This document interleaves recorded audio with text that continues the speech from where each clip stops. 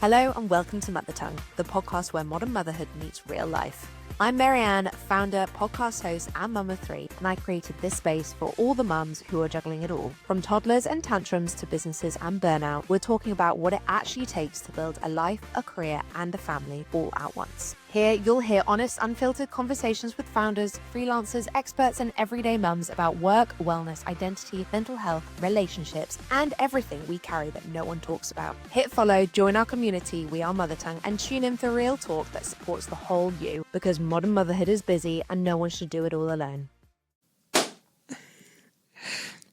We are so incredibly excited to welcome Emily Griffiths to Mother Tongue. Emily, how are you? Good. Yeah.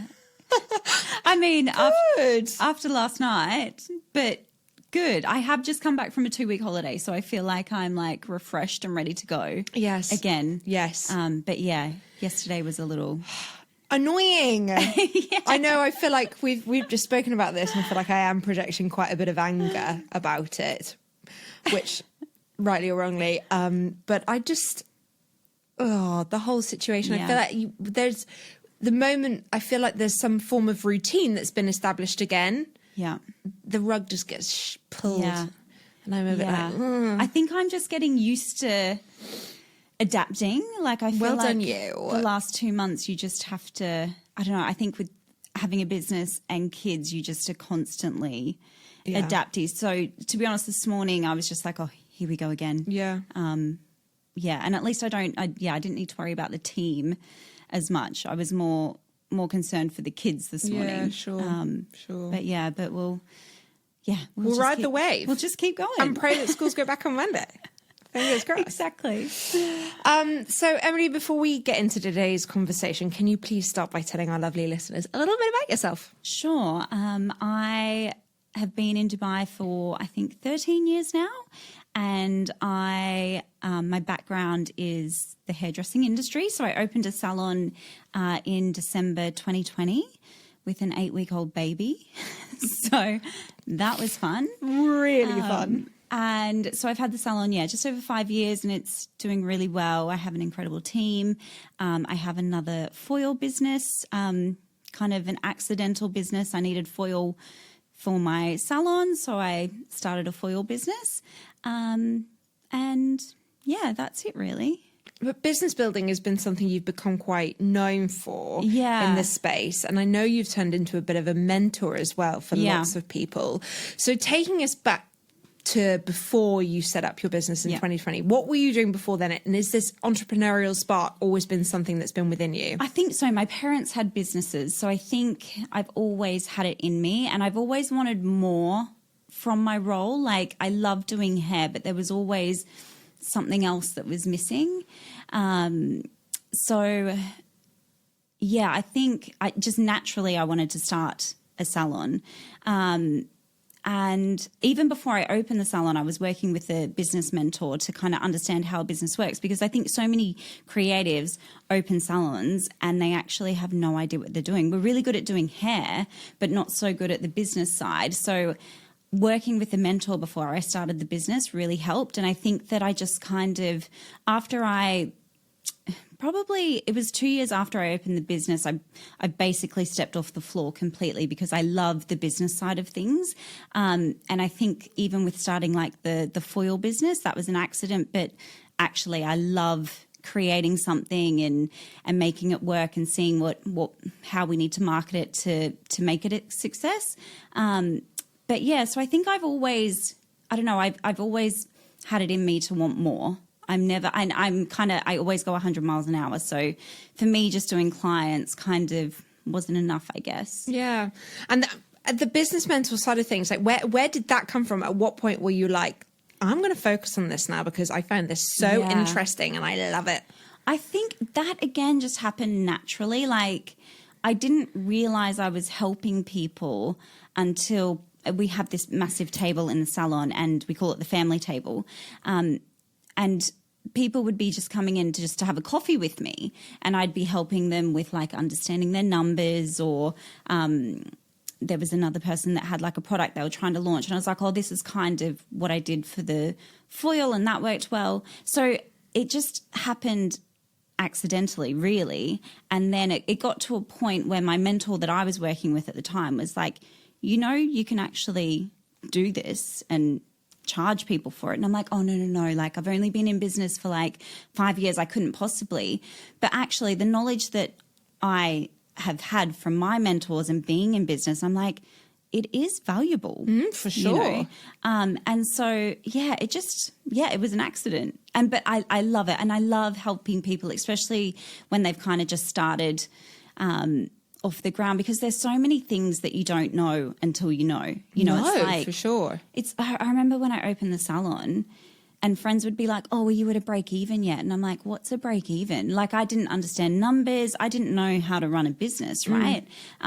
So there's so much value that I've found that I can bring people, and that lights me up. I love but also that's part of hairdressing, making people feel good, helping them. Like, we don't just do hair, we also do so much more. And I think with the mentoring, it's the same kind of thing, I've never really had a business mentor before, and it's something that I've always thought maybe I should dip into it. Maybe I should get some support. Maybe I shouldn't, because again, everything that I've ever done has kind of been on a whim. Yeah, I mean, it wasn't until I think like 18 months ago that I started doing a P&L, for example. Like, oh, really? My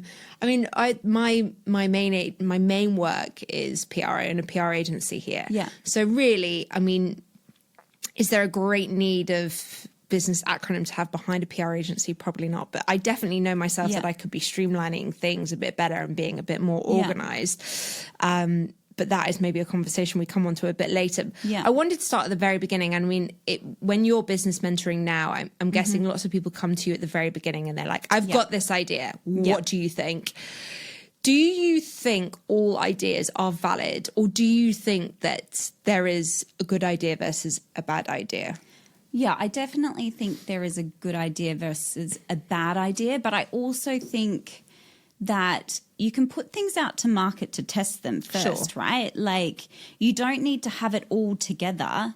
You don't need to have the whole, me personally, I don't think you need to have the whole business plan to launch. I think that you can put something out into market to see if there's any interest before you go ahead with it.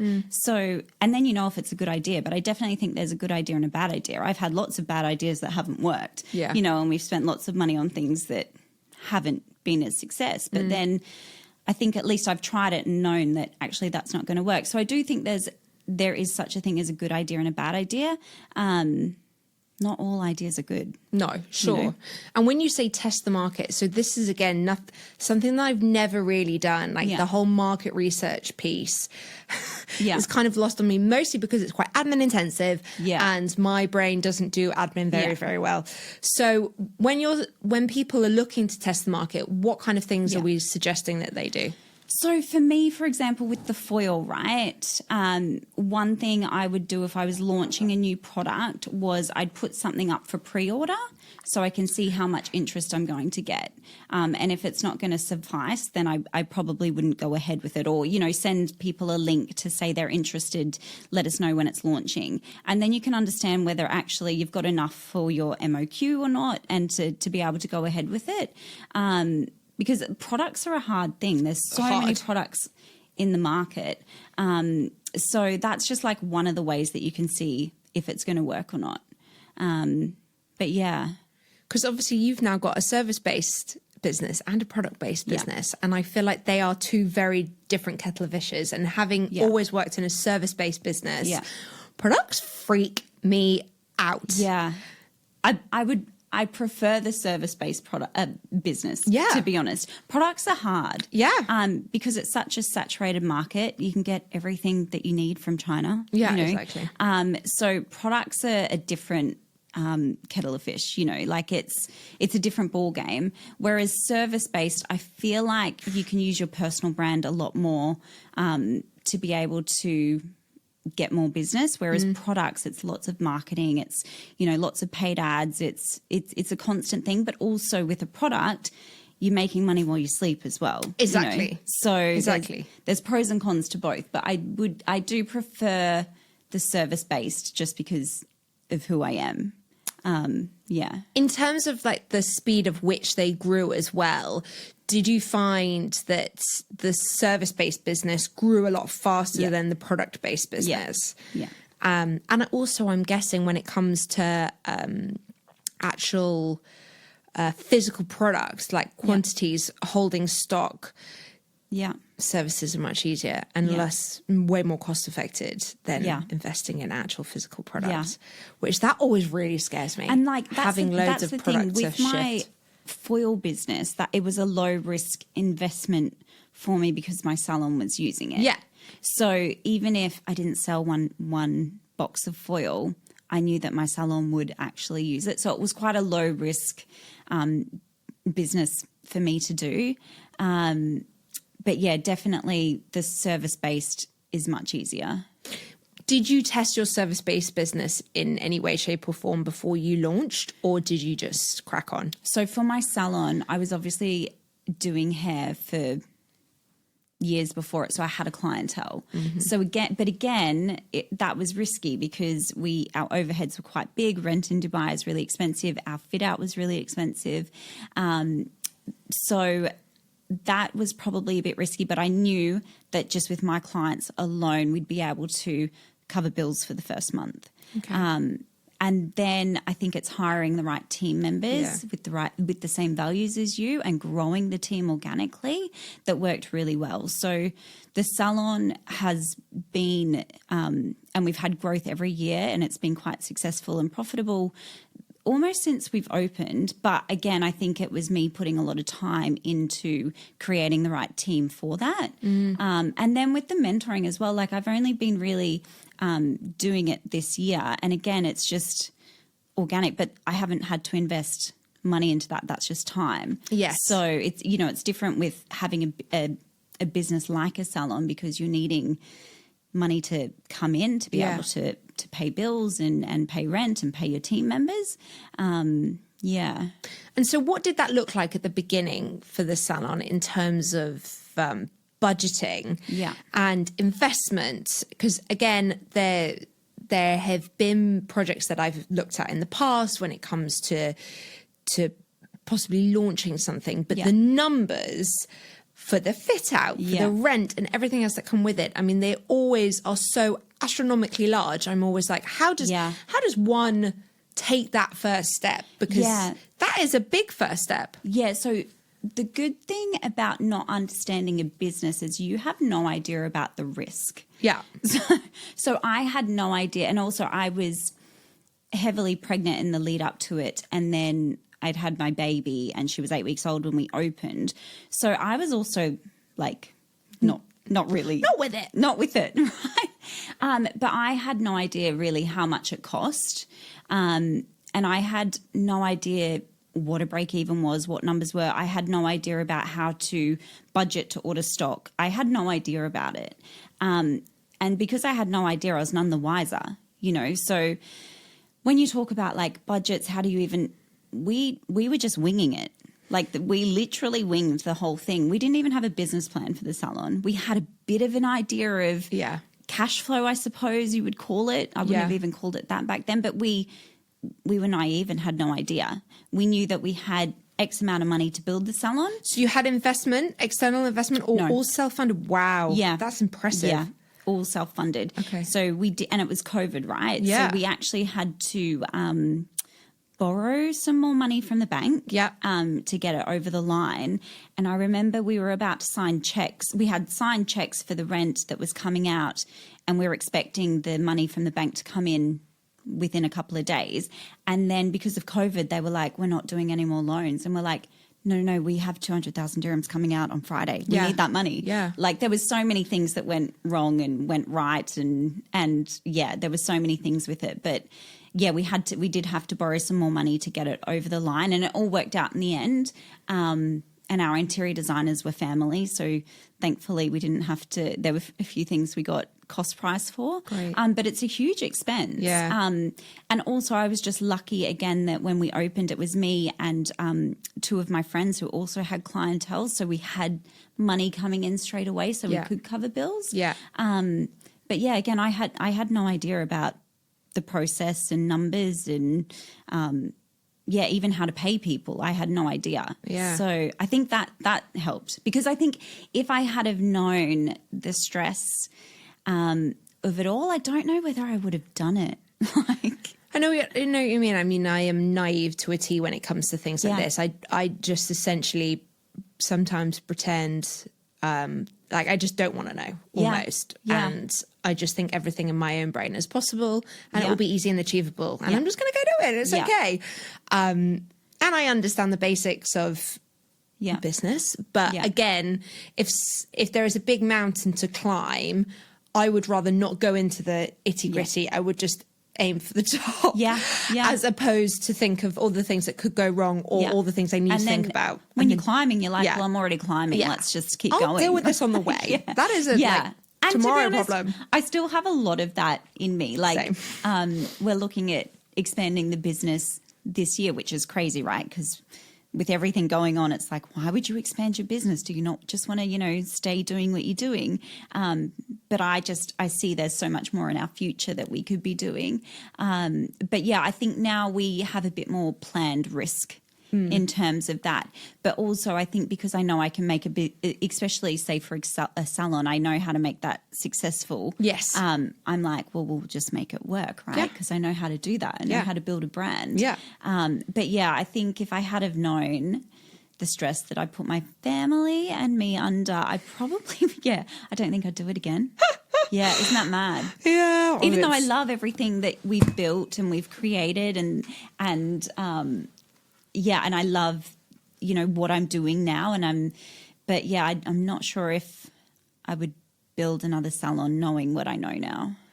And I want to just bring it back to the loaning from the bank, because again, you hear lots of stories about borrowing money from the bank here and how it can be a really tricky process. And, when we've tried to borrow money from the bank in the past, being self-employed is also quite difficult. They ask you a million questions trying to get a mortgage, loan for a car, things like that is almost impossible. Yeah. So if you were to give advice to someone who's trying to loan money from a bank, how does one go about starting that process? So in that sense, we've just bought our commercial space that the salon is in, which I'll talk about that in a second. But when we first built the salon and we needed money from the bank, my husband was employed full time. So it was all through his name. Okay. Whereas say now I can't even get a credit card because I'm self-employed. Yeah. I can't get a credit card. What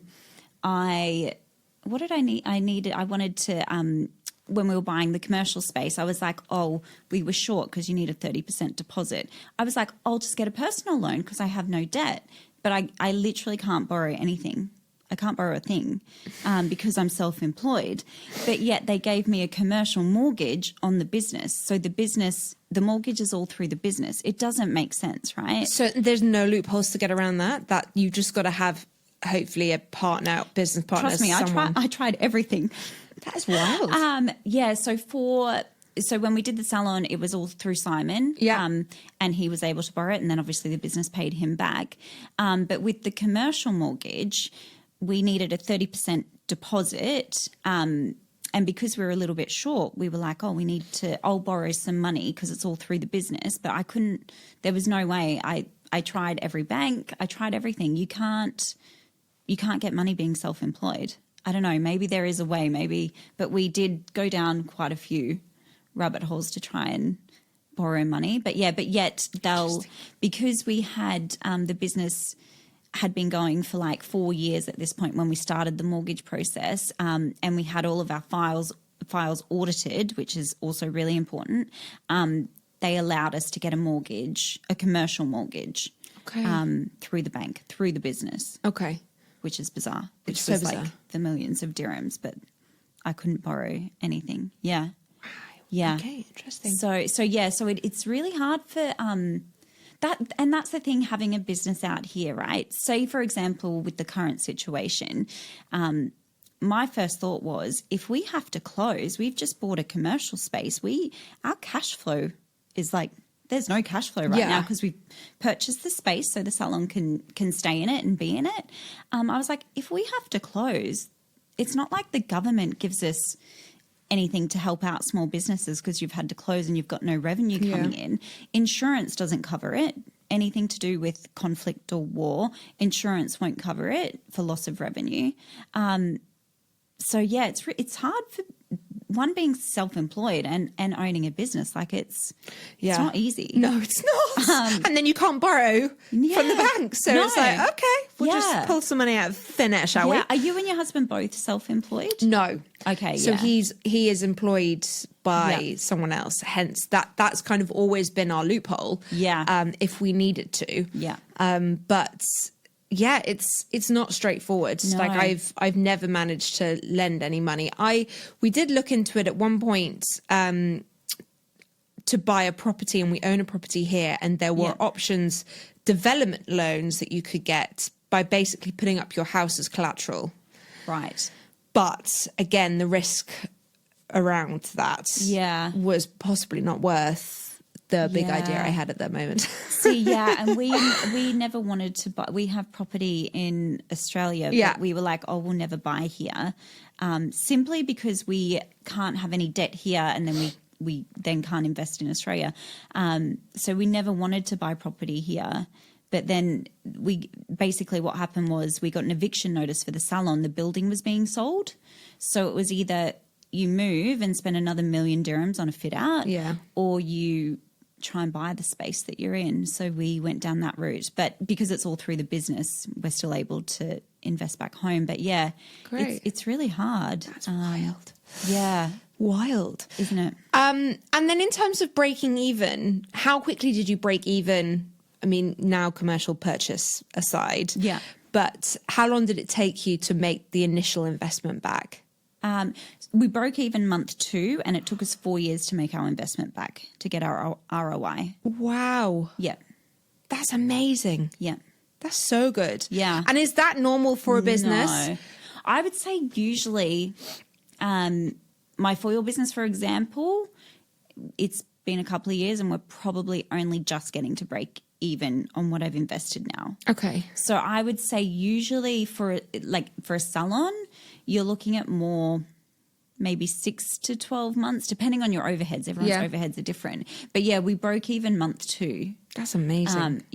But again, I think I was working 6 days a week of doing clients, and my 2 other team members were basically doing the same. Yeah. So yeah, that definitely helped. But yeah, I guess it depends on every business and what your overheads are. One thing I would say, if you're having a service-based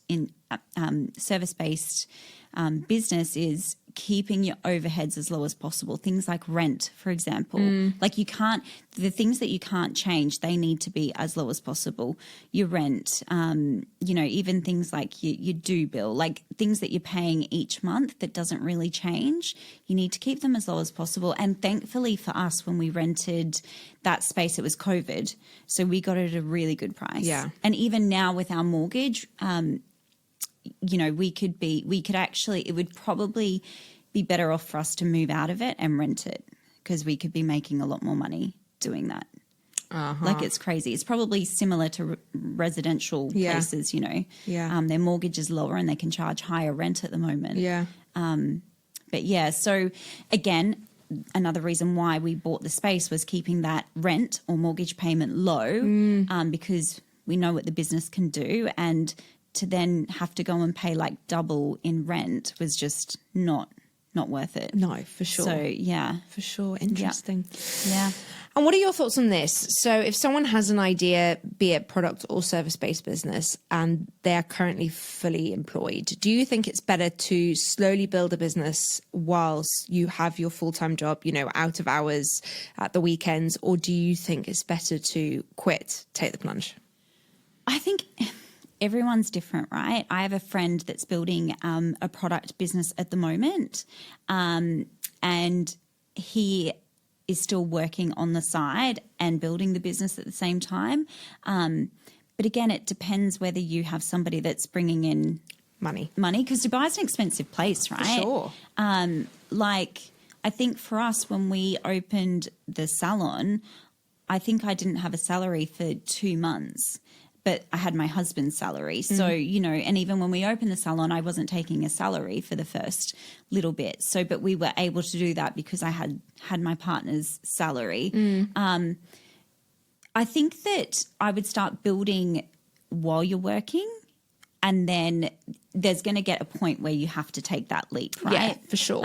You know, and so, but everybody's different. But for me, if I was building something now, I would build it up to a point where I have the capacity for, and then know that I'm going to have some kind of money coming in before I take the leap. Yeah. Smart. Yeah. And then I want to touch on business plans. Now, business plans have actually been something that I've never really paid too much attention to. But then also, I've never had a business that's... well, I haven't had a product-based business for one. And it's not something... anything that I've done has not been something that's going to be built in phases. Yeah. The plan is pretty simple. It's like open, get clients, let's go. Yeah. How important do you think business plans are? And at what point do you think a business needs a proper business plan? So this might be a bit controversial. Be controversial, I love it. Because I don't get me wrong, with the foil business, we worked with my accountant and had a business plan. But also I think you can have a business plan and yes, it all looks good on paper, but until you're in it. Yeah, you don't have a clue. You don't have a clue. So I think that sometimes people get so hung up on doing a business plan and having it all structured and having it all good to go, when actually sometimes you just need to get in and launch. I do think you need to understand, you know, what you've got coming up and what it looks like. But I just don't think, because I started the salon without a business plan and it's done really well. So, and you learn things along the way. Sure. But yeah, I don't think you necessarily need to have everything ready to go for a business plan for you to launch something. So then what is important pre-launch? In your opinion, what ducks do we need to have in a row before we click that go button? I would say, I was going to say branding, but again, I've changed my branding a couple of times. Yeah, to be fair, so have I, as the business has evolved. But do you think, I do think it is important to have some form of branding? Yeah. Oh, yeah, sure. Definitely. But even the product, I know when my first shipment of foil, for example, I was like, I loved the texture of it. I loved the feeling of it. But then when it arrived, the packaging was wrong and I had 1,000 boxes to move, which is a lot of foil. Yeah. And I could have easily just wrote that money off and not launched it. But also I knew that the foil worked well. Yeah. It was just the packaging. Yeah. And I was quite transparent when clients were buying it. Yeah. That, you know, when you're pulling the foil out, it was a little bit difficult. So I still launched even though the product wasn't perfect either. I think it's just, for me, again, having a foundation of branding, definitely. But having the product to being good enough, it doesn't have to be perfect. There's no such thing as perfect. Because then you test that and then it evolves and it gets better and your branding gets better as you evolve. It's constantly changing. So I don't think there's any one thing that I'm like is the most important thing. I think it's just being brave enough to put it out there. Yeah, exactly, to get it started. Yeah. What about things like websites? Yeah, I would say websites are super important. Okay. In saying that, my salon website isn't amazing.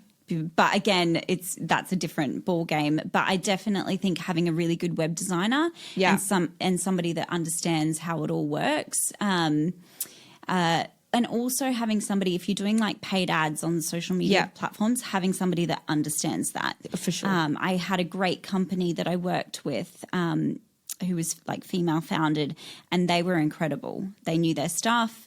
They helped with the website as well. And so that, because when you have a product, that's your shop window is your website. So it has to, if I was going to spend money on anything to start with, it would actually be the website for a product. Okay. If it's a service-based industry like a salon, PR would be different, but like a salon, I don't think you necessarily have to have all the bells and whistles for a website for a salon, because your shop window for us is more social media platforms. Yes. You know, but yeah, definitely for a product, I think a website is super important. So what did you do in those first couple of weeks when you launched the salon? what were you doing to get eyeballs on your brand? Obviously, you had the existing client base. Was it all word of mouth, or were you doing other marketing, PR, anything on social? So I've only this year paid for marketing for the salon. Wow. In 5 years, I've never paid for marketing. So all of our business was all word of mouth. But I am really... My team and I are really strong on client experience and getting that feedback from clients. So I think because we have such a standard that clients wanted to recommend us. And, they were posting about us on Instagram. I've never worked with influencers. So it's all been word of mouth for the salon. Wow. Yeah, and it was only this year that I was like, I will try some marketing on a Facebook page with a group here, and I didn't get that return on investment that I was expecting. Yeah. So I'm not sure if I would probably now look at more like paid ads and things on social media rather than working with Facebook groups and that type of thing. But this year was the only year that I've paid. Yeah. But again, that's different for a product, right? Because you're not going to get the leads from word of mouth for a product. You need to be online. You need to have a good website. But I guess it's different for both industries. So then with the product business, what were the first things that you did in terms of generating that awareness? So the first thing I did was our website was created first. But again, because it's related to salons, a lot of our paid ads and marketing was done on Instagram. Yeah. And then I guess a lot of our clients that use our foil post about us, and that's how we get a lot of new clients. But there's definitely so much more I could be doing with the foil. But it's more of a little side business. Yeah, for sure. But with the salon, I would say when we first launched, we had a website. I don't even think I really posted on Instagram, to be honest, because I had a newborn baby and I was working 6 days a week and I was having to do everything. Like, I don't even think I posted on Instagram. I must have. I can't remember back then. But Instagram, we're not an Instagrammable salon either. Like, Instagram wouldn't be we don't post that much. Okay. But it's funny because my business partner who I work with for the mentoring, she's in marketing. Okay. So she's always like, Emily, you can't tell people that you haven't spent money on marketing for the salon. I'm like, but I haven't. But again, it works well for other businesses like my foil business. Yes. So I think there's a time and a place. But again, it's old school, but I think word of mouth is the best marketing. Always. But it's the hardest to get. Yeah. To be honest. Yeah. Especially in a place like Dubai, where no one is brand loyal here. No. I think that is the biggest thing. If you find people who are loyal to your brand, then you're winning at life. And I think for us, it's having that connection piece, right? And Sure. I think that's what's done really well for us because to be honest, I would rather not charge people for their hair. Like, I just want people to feel good. And I think because we're genuine and authentic, we have that connection with our clients that, some salons may not have. And I think that's what's really helped us as well. Yeah. So, but that plays into my other businesses. Like, yes, it's having a connection with your client journey. Yeah. That helps. For sure. Yeah. And I want to talk about the money and the budgeting. Yeah. So lots of people get scared by the numbers side of things. Yeah. P&Ls. Yeah. All that kind of stuff. And puts them off kind of doing it. I'm going to be honest, I didn't really do anything for ages and ages and ages. Yeah. I kind of knew what was coming in, but I didn't really have a proper P&L for a very, very long time. Can you break it down and just tell us what we need and how much detail we need to go into? So I think, first of all, it's having a really good accountant. Yeah. My accountant, Gemma, is incredible. And she sits with me every 3 months to go over our numbers. And I'm always worst case scenario, and she puts everything into perspective. She's like, your business has grown again. I'm like, yeah, but shouldn't we have more money in the, she puts everything into perspective and helps me understand what the numbers mean. And what does she do for you, just to jump in here? Because I have an accountant, but my accountant sends out invoices. Oh, no. So she... That's about it. She does my P&L. She does... I guess everything an accountant should do, but then every 3 months we meet and we discuss where the business is sitting, but she'll also help me with my projections, my budgets, like everything. She does everything. Oh my God, I love her. So my accountant before... Gemma, we need your number. Gemma, yeah. I'll give you her Instagram page or her number. Before that, same thing. They'd be like... I would send them any invoices that I've paid, and if I've missed things, they'd email me back and say, where's this? And that was basically it. I wouldn't get an email, or I'd get an email with our numbers, but I wouldn't understand them. No. I'm a creative, right? Yeah. Like I have no idea what that percent means for that growth, or, you know, I know what net means now. And but yeah, so Gemma will sit with me every 3 months. We just had a meeting 2 weeks ago, and she goes over the growth of the business, where we're sitting, what we need to do for the next quarter to enable us to grow more. She just helps me understand everything within my business. But also, it's not her job for me to understand my numbers. That's up to me. So each week on a Monday, I do my cash flow. So I have a spreadsheet. Essentially, this is like, to break it down really simply, I have a spreadsheet. Anything I've spent money on goes into it. I also have another tab that has the projection revenue for the month. So then I'm able to really see how much I'm going to have left sitting in the bank once I pay everything. And that just helps me manage my cash flow week to week. Yeah. But also we set budgets at the start of every month. I probably didn't do that in the first year of business. So having budgets, because if you don't have a budget, you're just going to be spending money without realizing for sure. what you've got going on. My team have targets, so they know what targets they need to hit in order for the salon to just break even. And I'm really honest with my team about what the salon needs to hit in order for us to just pay bills. So yeah, each month it's budgets, working with my cash flow spreadsheet, and then every 3 months sitting with Gemma. And then just breaking down that P&L, can you just tell us what a P&L is and why we need them? Well, I guess it's profit and loss, right? Yeah. So it's how much money you're making or how much money you're losing, essentially. But also things like now we have to put away for VAT. So at the end of every month, you've got all of your money in the account, but you need to still set aside money for VAT as well. Yeah. So even on your P&L, it will depends how you do your P&L, but like they'll have the VAT on it as well.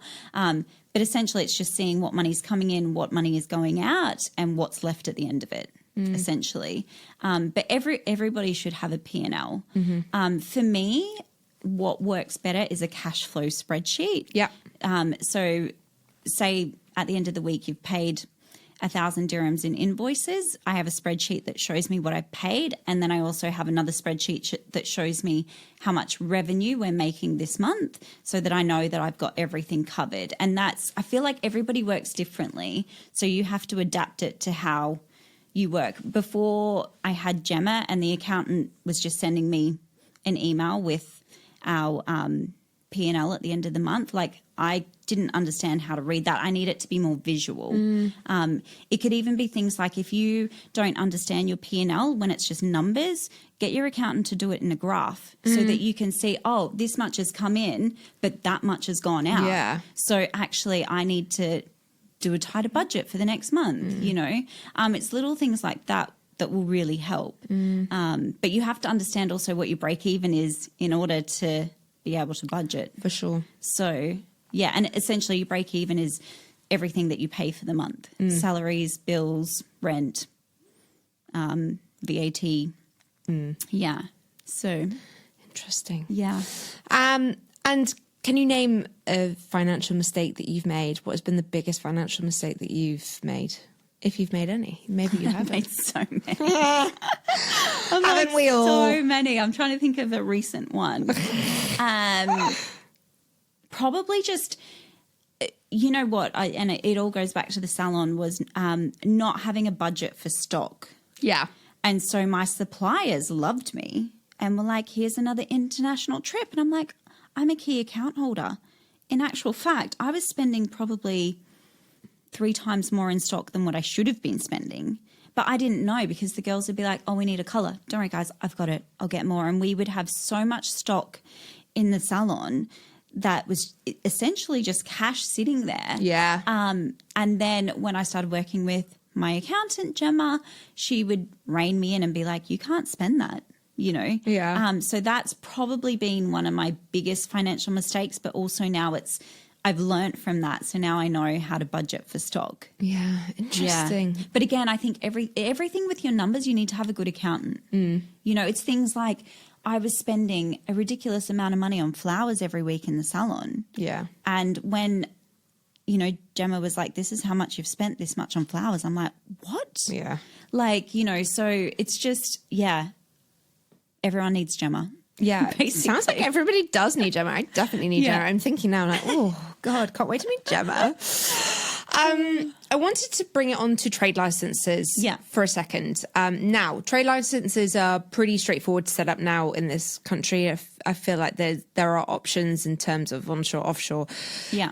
In different free zones across the UAE. We don't need to just necessarily get them in Dubai.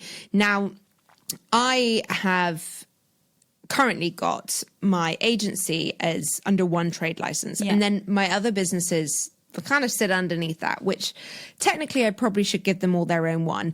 How do you set up the salon versus the foils? Are they on two separate trade licenses? Do you trade them as two separate businesses? Yeah, so they're on two. I actually can't put the foil under my salon trade license. Okay. Because that activity won't be accepted under my trade license. Yeah. Okay. I've tried because I'm like, I'd rather just join it together. Yeah. So they're on two different trade licenses. Okay. If I could have them on one, I would, but I can't. My mentoring business is under my foil trade license, for example, because I can have that activity. So it really depends, but also having a good PRO will help with that. So my PRO is amazing, and I've worked with him for over 5 years now. And the PRO is what? Just for people who don't know. What does PRO stand for? I actually have no idea. I have no idea either. He does anything to do with trade license, visas. Fine. He actually also helps my medical insurance. But when we first opened the salon, we had to have a local sponsor. Yes, because you're technically onshore. Yes, correct? we're mainland. Yeah, correct. And then the law changed, I think a year in, I can't quite remember. So then we could change our license over. And so now it's 100% owned by me, even though, you know, it it's was, like, yes. Yeah. So he helps with all of that. Anything to do with, trade licenses, visas, end of service benefits for if you have team members. Yes. He helps with that as well. Okay. Visa cancellations. Yeah, because I don't want to deal with that, to be honest. No. I've got a friend who has a business that he does all the visas himself, and I'm like, why? No, that sounds painful. Yeah. I don't think I'd even know where to start. Yeah. It's actually very stressful. I want to now just talk, before we start to wind up, about the juggle, which we all like to talk about. Yeah. You mentioned that you have two small children, 5 and 4, which, wow, close together. Well done, you. Yeah. How do you split your time? How do you prioritize business versus family? So I'm not very good at that. No, I don't think anyone is, because it's impossible to balance the two. Yeah, really. I don't actually believe in balance. No. I feel like when my businesses are doing really well, it's when I'm solely focused for sure. on them. But again, we've just had 2 weeks holiday in Europe, and we had such quality time. And I got back to the salon today, and the girls were like, you didn't post anything. We didn't hear any work stuff from you. Like, you completely switched off. And I don't do that very often. Yeah. But coming back from that trip, I realized my kids are so little. Like, they're so little, and they just want you. I feel guilty when I take time away from the salon, and then I feel guilty when I take time away from my kids. Like, you just can't win. No. Right? I am, for the first time ever, taking 2 months off in summer to take my kids home. Wow, I love this for you. I've never done that. Even I walked in this morning, and my manager was like, CM, the place was fine while you were away. Yeah. And I'm like, I know, but I don't know if I'm sure other people get this as well. When you just when you take time for yourself or your family, you feel guilty because you've got team members that are working and you're not, essentially. And you're justifying your actions, essentially. Yeah, and I think that probably I just need to do some work on myself for that. Yeah. But like I'm not good at managing that, and I think I burn out I get really sick every 3 to 4 months. But again, it's just, and I've realized now it's just stress and it builds up, but I don't know how to get that balance.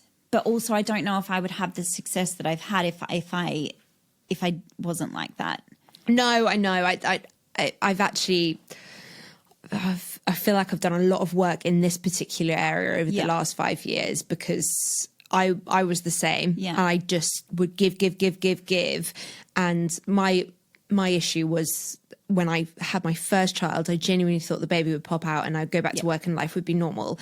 And it wasn't. And it really hit me like a ton of bricks. And he was quite a difficult first baby. I'm much better now, but I have an incredible team around me who I really trust. Yeah. But I still have this, like recently when we were actually in England for spring break, and then we ended up staying a little bit longer when everything broke out here. And I was homeschooling. I had 3 children that I was looking after by myself. I had no extra help. My husband went back to work like normal. And I felt I was constantly having to justify to my team, I'm really sorry, guys, I'm just really busy with the kids. This is why I'm not doing any work. But the reality is firstly, they don't need me to run the day-to-day. They actually don't. Yeah. And I'm also paying their salaries. So why would I feel guilty about it? Yeah. This situation, I should have lent into spending the time with my kids more and stop worrying about the business. And I am getting better about that. But yes, the repeated burnout was a cycle I was in for a really, really long time. Yeah. And now, luckily, I'm in a much better place. But that's since anxiety medication. Okay, maybe I need to get on that. Whoops. And an ADHD diagnosis. And the ADHD was actually fueling the anxiety. And it was all too much. The way my brain works, it just doesn't want to be quiet. So if I've done my to-do list, there will be a million more things that I'll just put on there. Yeah. Because why not? Yeah. And actually just it's learning that the boundaries. Yeah. And the relationship with the phone. That's the next one. Leave your phone downstairs every night. I really have to do this. And that's one thing, like I've done a lot of work with boundaries and everything in the last couple of years. And that's one thing, leaving my phone downstairs overnight has really helped. I'm getting a better night's sleep. I'm not checking my phone constantly. But also taking, like, the 2-week break was unexpected. We were supposed to just go for 4 days, but we decided to go longer with everything going on. And actually now I've come back and I'm like, I don't want to be on my phone. I want to be with my kids. Yeah. And like coming back and seeing that the team are fine. Yeah. You know, and so them great. Even commenting that, babe, we're fine. Like we've got this. But it still doesn't make it any easier taking time out. I don't think it ever gets easier. You just learn how to deal with it better. Yeah, exactly. I think that's it. Yeah. We're going to go on to some quick fire rounds before we do our closing questions. Are you ready? I'm ready. What is one product that you swear by? One product? Any kind of product? Yeah, any product. Oh, right now, because I'm having trouble with my skin, Moisture Surge by Clinique. I love that moisturizer. Yeah. Great tip. Coffee or matcha? Oh, okay. So coffee, but I don't like coffee. I keep saying that. My husband's like, babe, you have coffee every day. You like coffee. I'm like, but I don't like coffee. Okay. I like that it gives me a buzz and wakes me up. Right, fine. Yeah. I feel you on that one. Yeah. I've taken a big step back from coffee recently and I kind of feel the same. I now drink tea. It's very weird. What's one habit that helps you feel more grounded or organised? One habit, structure. So my diary and my calendar, literally putting in every single thing I need to get done. So like if you looked at my calendar, it's like 15-minute slots, some things like pay this invoice at 9 a.m. on Tuesday. So it's having that structure in my calendar every single week. And I have a VA to help me manage that. Structure that. Okay, great. And do you have any, do you schedule that manually, or are there any apps or AI tools that you use, so like a Motion or a Notion or one of these? Again, my VA does it all. Love it. Yeah, because I'm really good at like WhatsApping stuff. I'm not good at emailing or like admin side of things. Yeah. So my VA does all of that for me. Yeah. Maybe I need her number too. What is your current favorite AI tool or app? Oh, AI tool. I've just started to get into Claude at the moment, but only very new. Okay. So Claude. So, yeah. One business or motherhood hack that you couldn't live without? My nanny. I definitely agree with that. I'm like, could not live with. She's currently homeschooling my children. Yeah, mine too. One business hack. VA, get a VA. Everybody needs a VA. Or Gemma. And Gemma, both. Love you, Gemma. Don't even know you, but you sound great. Go to wellness ritual that's under 10 minutes. Oh, under 10 minutes. Oh, you can give me one over 10 minutes. I'll allow it. Oh, that's a hard one. I was going to say sound healing. Oh, okay. Yeah, but under 10 minutes. Oh, I don't have many under 10 minutes. If you need a little reset, what do you do? A little gym. Okay. But I do the gym every morning, and that's an hour. Yeah. So I'll give you that. And then the single most powerful thing that has helped you, either in family or business? Probably working with a therapist. I think that's like anything, any even to do with business. When we've gone through hard things in a business, having a bit of therapy is like key. Yeah. I feel like we all need therapy. I agree. Yeah, I'm late in life to it, but yeah, we all need therapy. No, I'm totally on board with you there. And then for someone who is listening and sitting on an idea at the moment, what would you say to them?